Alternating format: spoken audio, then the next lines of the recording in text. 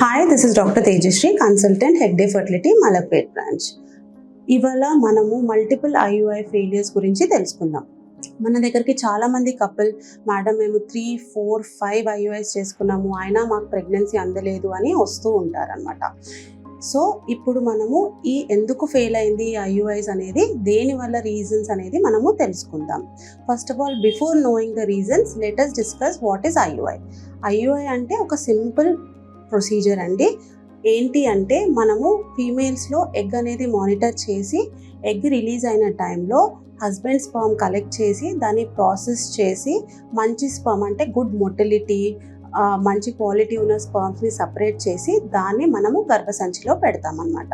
So ఇలా ఐయుఐలో మనకి success అనేది 15% వరకు ఉండొచ్చు.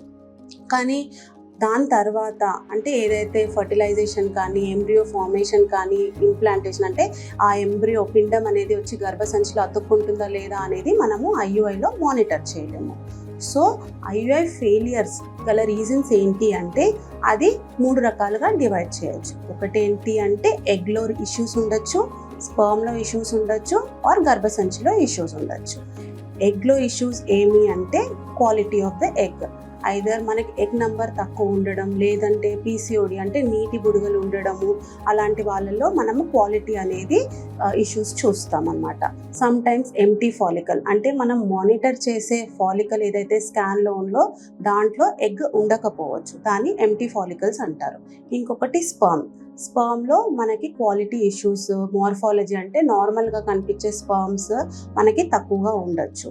అండ్ ఇంకొకటి ఎండోమెట్రియం మనకి ఎగ్ రెడీ అయ్యి రిలీజ్ అయిన టైంలో మన ఎండోమెట్రియం రెడీగా ఉండకపోవడం, ఎంబ్రియోని ఇంప్లాంటేషన్కి తీసుకోకపోవడం అనేవి రీజన్స్ ఉండొచ్చు. సో ఈ రీజన్స్ అన్నిటికీ మనకి ఒక బెటర్ సొల్యూషన్ ఏంటి అంటే ఐవీఎఫ్కి వెళ్ళడం. ఈ ఐవీఎఫ్ ఎందుకు బెటర్ అంటే, ఐవీఎఫ్లో ఏం చేస్తాము, మనకి లేడీస్లో ఇంజెక్షన్స్ అన్నీ ఇచ్చి కనిపించిన ఎగ్స్ మ్యాక్సిమం వచ్చేలాగా మనం ఇంజెక్షన్స్ ఇచ్చి, ఎగ్ పెరిగిన తర్వాత మనం అనెస్థీషియా ఇచ్చి ఈ ఎగ్స్ అన్ని బయటికి తీస్తాం. ఈ ఎగ్స్ అన్ని బయటికి తీసాక మనకు క్వాలిటీ అనేది మనకి తెలుస్తుంది. దాని తర్వాత స్పర్మ్ ఆ రోజు కలెక్ట్ చేసి, ఆ స్పర్మ్ని కూడా ప్రాసెస్ చేసి, మంచి స్పర్మ్ ఒకటి కలెక్ట్ చేసి ఒక్కొక్క ఎగ్లోకి ఒక్కొక్క స్పర్మ్ని ఇంజెక్ట్ చేస్తాం. దాన్ని ఇక్సీ మెథడ్ అంటారు.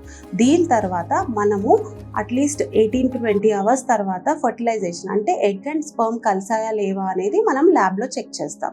దాని తర్వాత అట్లాగే కల్చర్ మీడియాలో మనము ఆ ఫర్టిలైజ్ అయిన తర్వాత 5 days వెయిట్ చేస్తే మనకి ఎంబ్రియోస్ అంటే బ్లాస్టోసిస్ట్ అనేది ఫామ్ అవుతుంది. ఈ ఎంబ్రియోస్ కూడా మనకి క్వాలిటీ ఎలా ఉంటుంది అనేది మనకి ఐవీఎఫ్లో తెలుస్తుంది. దీని తర్వాత మనము గర్భసంచిని ప్రిపేర్ చేసి, గర్భసంచి కూర బాగా ఉన్నప్పుడు, దాని బ్లడ్ సప్లై బాగా ఉన్నప్పుడు ఈ ఒక్క ఎంబ్రియోని తీసి గర్భసంచిలో పెట్టిన తర్వాత మనకి ప్రెగ్నెన్సీ ఛాన్సెస్ అనేటివి చాలా బాగుంటాయి ఐవీఎఫ్లో. So patients with multiple failed IUI cycles aithe, don't worry, you have a better option. You can go and get a successful pregnancy with IVF. Thank you.